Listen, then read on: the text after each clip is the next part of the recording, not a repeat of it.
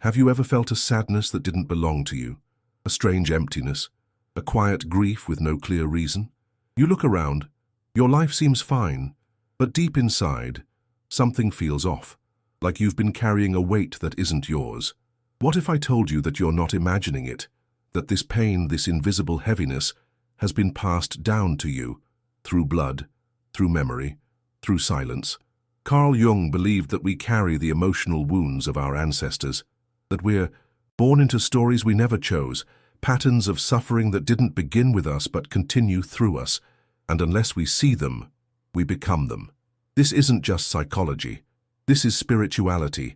This is the mysticism of the human soul. The universe speaks through symbols, patterns, emotions, and if we ignore these signs, we lose ourselves. But if we pay attention, we unlock something sacred, the power to transform inherited pain into freedom. In today's video, you're going to discover the hidden reason why so many people feel lost, broken, and disconnected, and why the answers you're seeking may lie not in your own life, but in the life of those who came before you. And listen, most people who watch our videos aren't even subscribed. If this message resonates with your soul, if you felt this weight but could never explain it, subscribe now to Celestial Truths, because what I'm about to reveal might just change the way you see yourself, forever. There are moments when a person wakes up feeling heavy, as if their soul is carrying a weight that can't be traced back to any single memory. A quiet sadness lingers in the background of their life, not loud, not sharp, just there, like a fog. They've tried therapy, meditation, distractions, yet the ache remains. This isn't weakness nor a flaw in their spirit. It's something deeper, something older.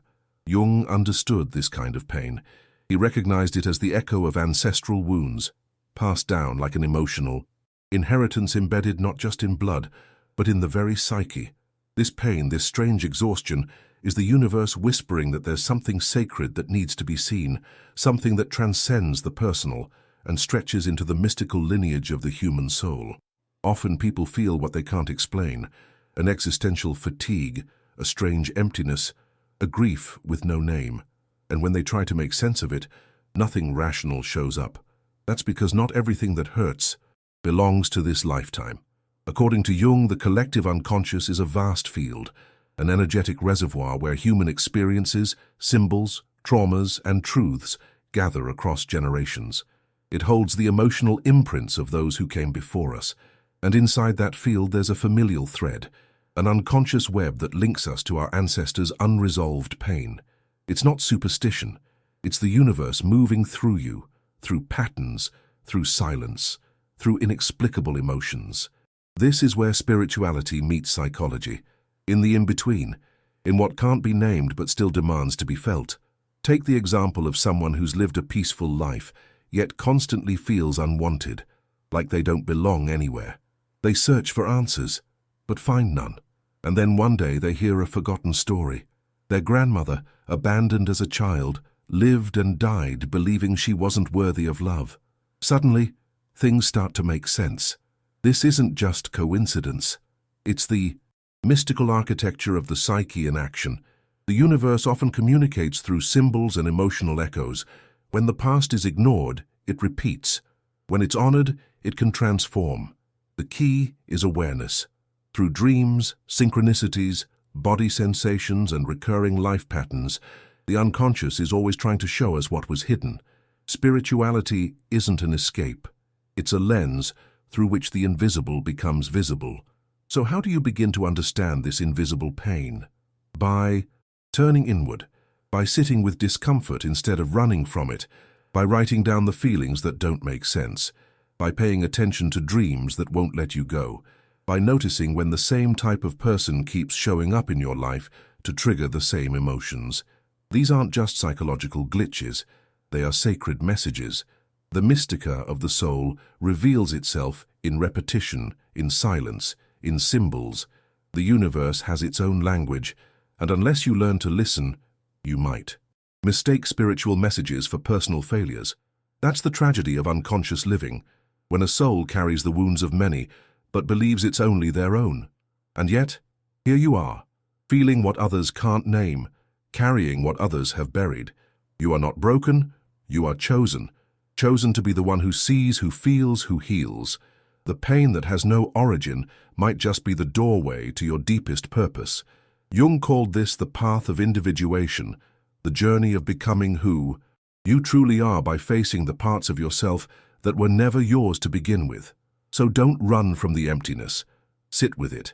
Ask it what it wants to show you, because what comes next is the unveiling of something ancient, something sacred.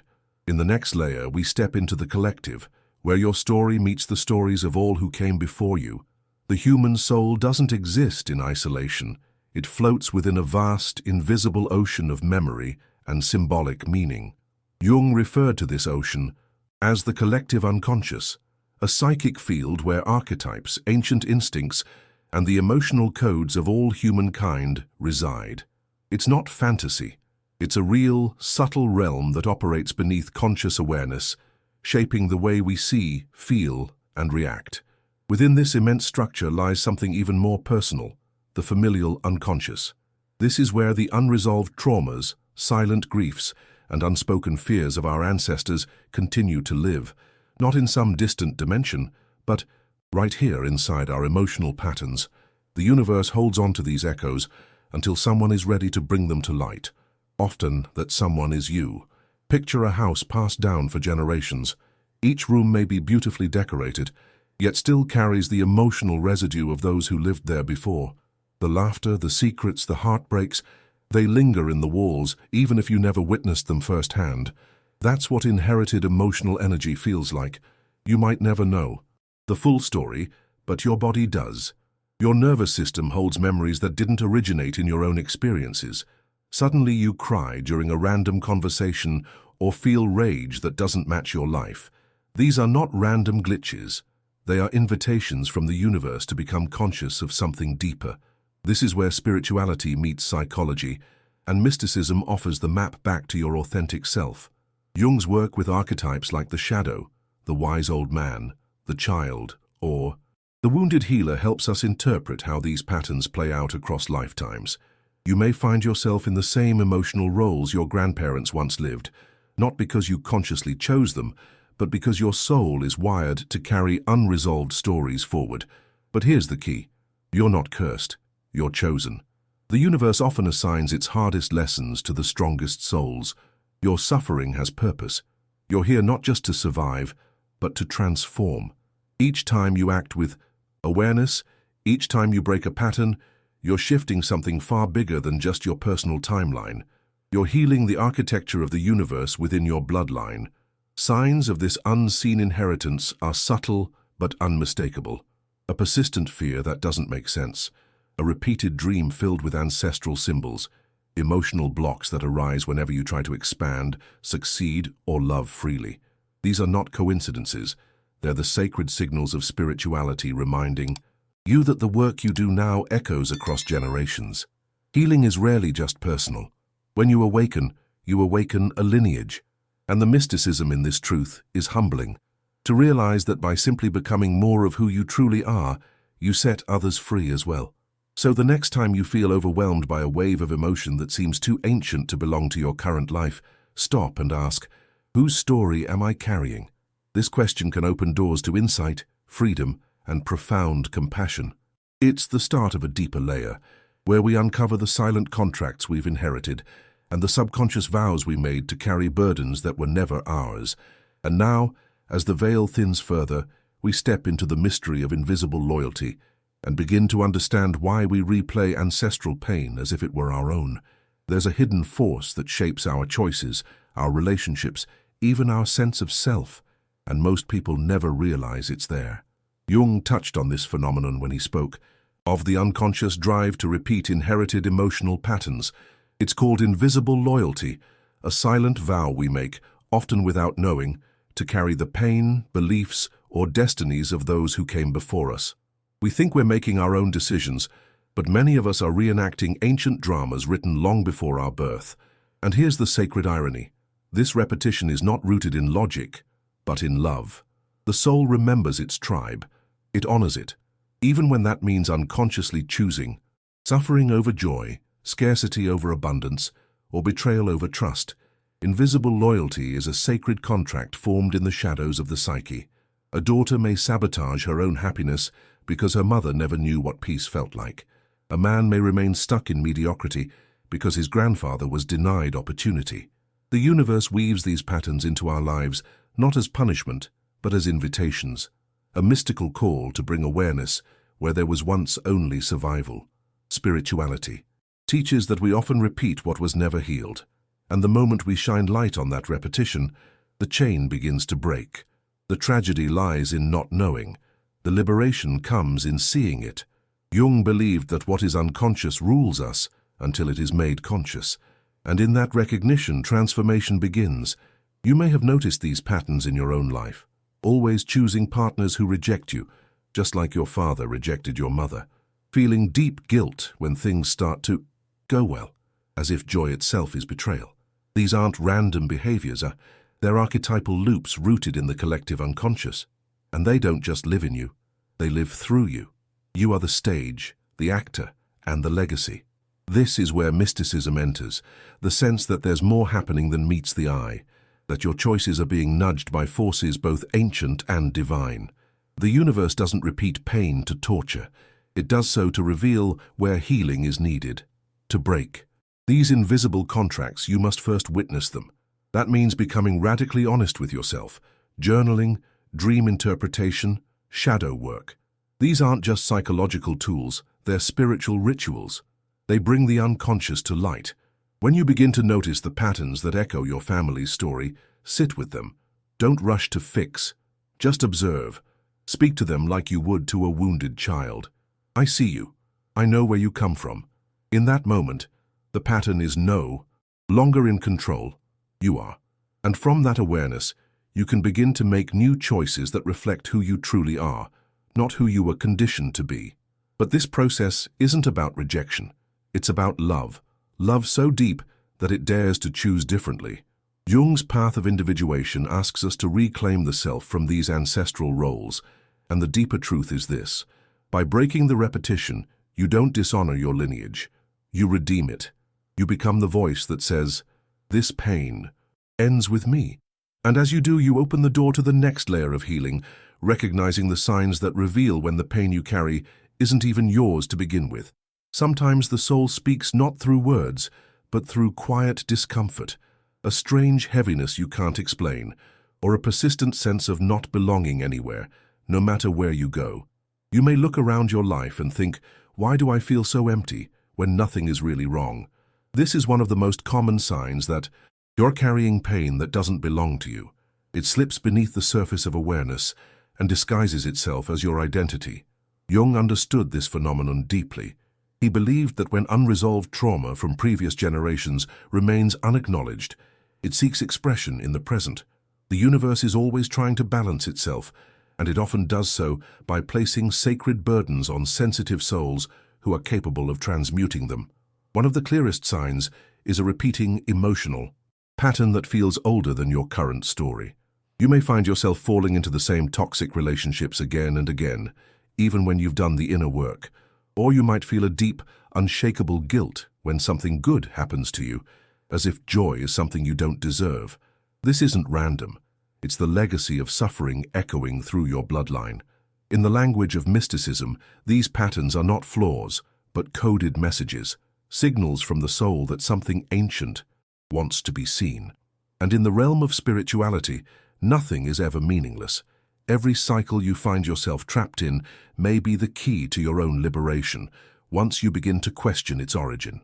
Another sign, a deep-rooted sense of unworthiness or shame that was never caused by anything specific in your life.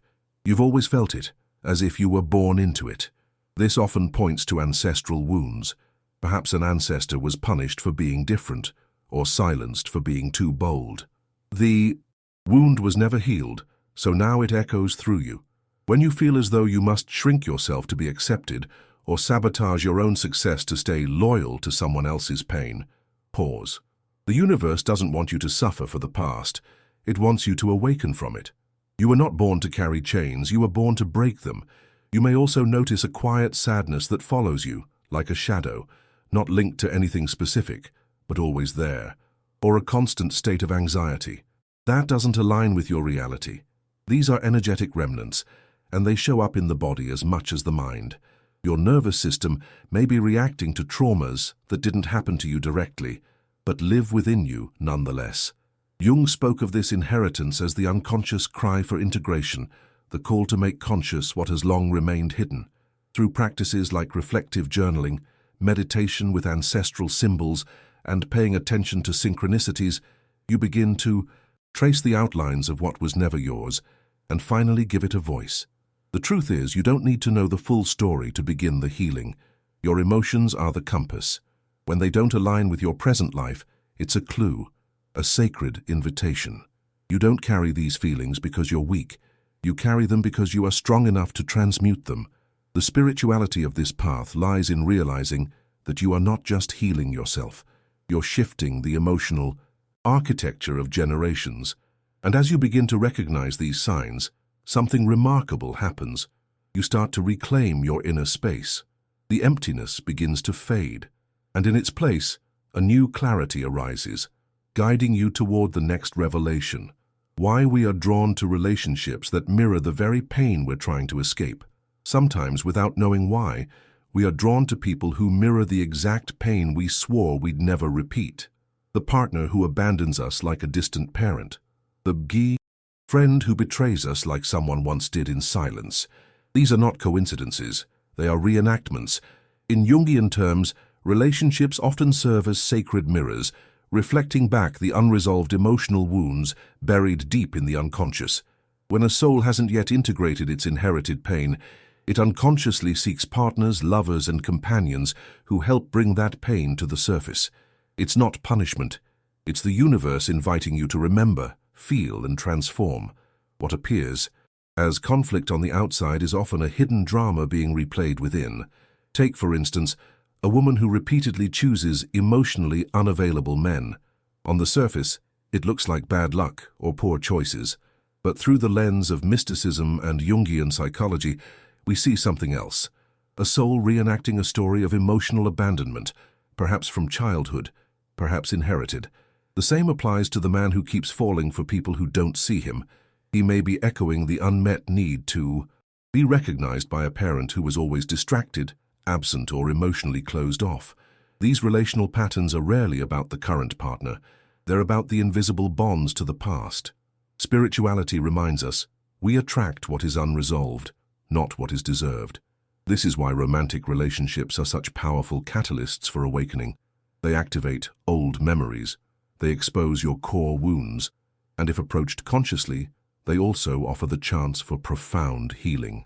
Each emotional trigger is a doorway. Each argument is a message. When you stop asking, why is this happening to me, and start asking, what part of me is being reflected back, everything begins to shift. The universe never wastes pain. It recycles it into purpose. These sacred reenactments are not meant to keep you stuck. They're meant to show you where your soul still carries weight and where your love still seeks redemption. But here's the truth many avoid. Healing in relationships doesn't always mean staying. Sometimes the lesson is in leaving with grace, in choosing differently, in no longer repeating the script. When you realize that your current partner resembles your father's anger, your mother's silence, or your grandparents' betrayal, pause. That moment of clarity is a sacred crossroad. It's where you choose whether to repeat history or rewrite it. This isn't about blame. It's about responsibility. Spirituality teaches us that awareness is the first step toward freedom. And in this freedom, love becomes something deeper. Not a reenactment, but a creation.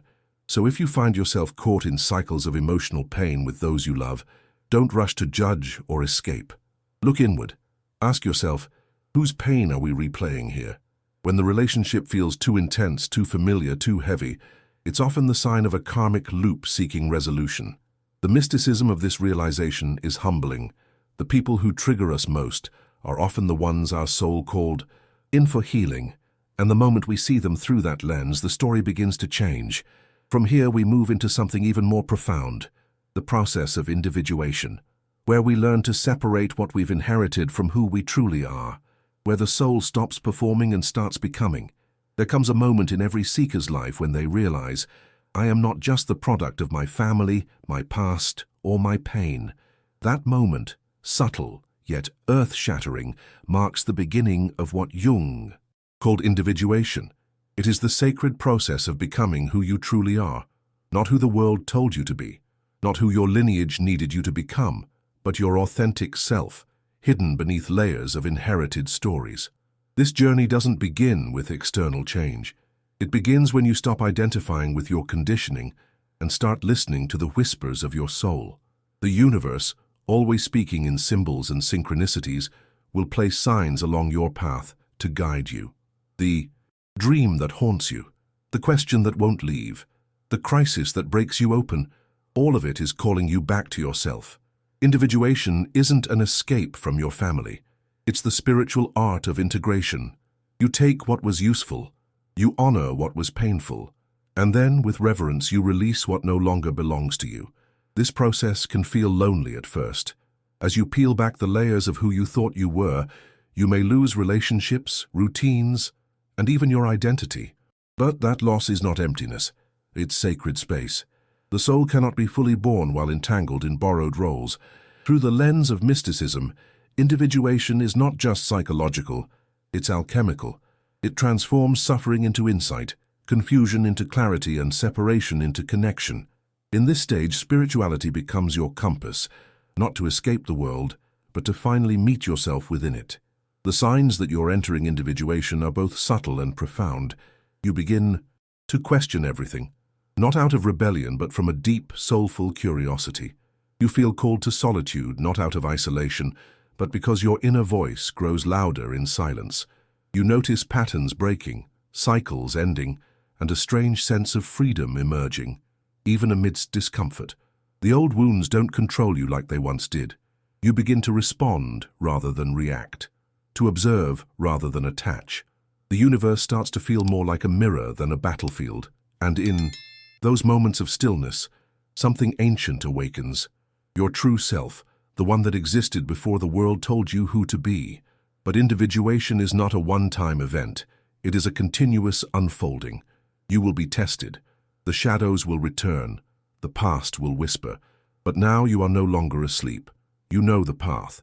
Each decision becomes an act of self-remembering. You begin to create instead of repeat. And in doing so, you realign with the sacred intelligence of the universe. The journey may be solitary, but it is never isolated, because the more you become yourself, the more deeply connected you become to the whole. Spirituality deepens not through perfection, but through presence. And in the presence of your truth, everything begins to shift around you. This is what Jung meant by becoming whole. Not flawless, but integrated. Not ideal, but real. The soul doesn't want you to be what others expect. It wants you to be who you truly are, beneath the conditioning, beneath the pain. And once you begin this process, you'll never fully go back. The next step will call you forward, a step that doesn't reject your past, but learns to honor it without carrying it. That's where we're heading next, into the mystery of how to heal without rejecting where you came from, into the gentle alchemy of honoring without burdening, into the sacred space where healing becomes a form of liberation. True healing doesn't ask you to turn your back on your ancestors. It invites you to see them with new eyes. So many seekers confuse liberation with rebellion, thinking they must reject everything that came before in order to find themselves. But Jung knew better. He saw the deeper truth. Healing happens when we can honor the pain of those who came before us without continuing to carry it. This is not an act of denial. It's an act of sacred differentiation. You can love your lineage and still choose a different path. Spirituality teaches that reverence and freedom are not opposites. You are not here to erase the past. You are here to bring light to it, and in doing so, release yourself and them. Imagine standing in front of an invisible altar where the spirits of your ancestors watch silently. You look into the eyes of their suffering, the abandonment, the silence, the survival, and you say, "I see you, I thank you, and now I choose another way." This symbolic act carries more power than we can comprehend. It breaks energetic contracts that have lasted for generations. It releases you from the unconscious vow to suffer in their name. In the language of mysticism, this is a soul ritual, a rite of passage. The universe responds to these moments of clarity with a ripple effect. You begin to feel lighter. The sadness lifts, the guilt dissolves. Not because the past is forgotten, but because it is finally seen and respected. This path requires immense compassion. You'll come to understand that your parents, grandparents, and ancestors did the best they could with the consciousness they had. Their wounds were not personal, they were generational. They passed on what they couldn't heal, not out of cruelty, but out of unconsciousness. And now, you have the awareness they didn't. That's not a burden, it's a blessing, a sacred responsibility. When you choose not to repeat the same suffering, you're not betraying them. You're fulfilling what they could not. Spirituality reframes this not as rebellion, but as evolution. The seed becomes the tree. The story expands, and in this expansion you become the bridge between what was and what can be. You might still feel resistance, a quiet guilt that whispers, "But if I heal, am I leaving them behind?" The answer is no. Healing doesn't disconnect, it reconnects. In truth, when you heal, you send healing backward through your lineage and forward through future generations. You are a living point of transformation in the vast, mystical web of time. The universe chose you not to carry the pain, but to end it. You are not walking away from your ancestors, you are walking with them toward a brighter path. The act of honoring without carrying is not just symbolic, it's alchemical. It transmutes weight into wisdom, sorrow into sovereignty. From this space of reverent clarity, the soul becomes free to grow. The old roles dissolve, the invisible loyalties release, and what remains is your essence, rooted but not trapped, connected but not confined. This is where healing becomes power. This is where the burden transforms into blessing. And from here something incredible begins to unfold, the ability to turn inherited pain into a source of strength and sacred freedom. That is the next threshold in our journey, and it's waiting to be crossed. There is a sacred truth hidden within your suffering. The very pain you carry may be the source of your greatest power. Jung understood this deeply, that what wounds us also holds the key to our transformation. When we stop running from our pain and begin to face it with presence, we shift its frequency. What once felt like a curse becomes a catalyst. This is the heart of spiritual alchemy, the moment you realize that the heaviness you felt for years might not even be yours, and yet you're the one with the courage to face it. Something profound awakens. Spirituality teaches that freedom is not the absence of wounds, but the wisdom to transmute them. And in doing so, you become a vessel through which the universe brings healing to more than just yourself. You are not just a survivor of ancestral pain, you are its transmuter, the one who chooses to sit with the discomfort, to ask, "What is this here to teach me?" And the answers come, slowly, symbolically, often through dreams or moments of deep stillness. This is the language of mysticism, subtle, layered, sacred. You begin to recognize that your anxiety is a signal, not a flaw, that your sadness holds a map, that the recurring patterns in your life are not punishments but invitations. In this space you reclaim power, not through control or force but through surrender. You accept the truth of what has been, and then you shape what comes next. Transformation doesn't always look dramatic. Sometimes it's a quiet choice not to react the way you once did, to walk away from what used to trigger you, to forgive someone who may never say sorry. These seemingly small moments are acts of inner revolution. They represent the end of centuries-old cycles. The universe notices. Every time you choose peace over pattern, love over loyalty to pain, you're rewriting the energetic blueprint of your entire lineage. You're becoming the ancestor that future generations will thank. This is the sacred responsibility of the awakened soul, not to carry the past, but to compost it into wisdom, strength, and light. As you embody this new path, something shifts in your presence. People feel it. The weight you used to carry is gone, and in its place there is clarity, a deep, grounded sense of self. You no longer seek validation from the world because you've met yourself in the deepest silence. This is where spirituality becomes real, not a concept, but a lived experience. You are in alignment with the universe, and everything begins to flow differently, not because life is perfect, but because you've changed your relationship with pain. You've become the alchemist of your own story, and that changes everything. So now, as this journey draws to a pause, not an end, you are invited to ask yourself, what if this pain was never meant to break me, but to awaken me? What if I am the one chosen to end the cycle, to heal forward and backward in time? You don't need to have all the answers. You only need the courage to listen, to feel, to stay present, because that's where the transformation begins.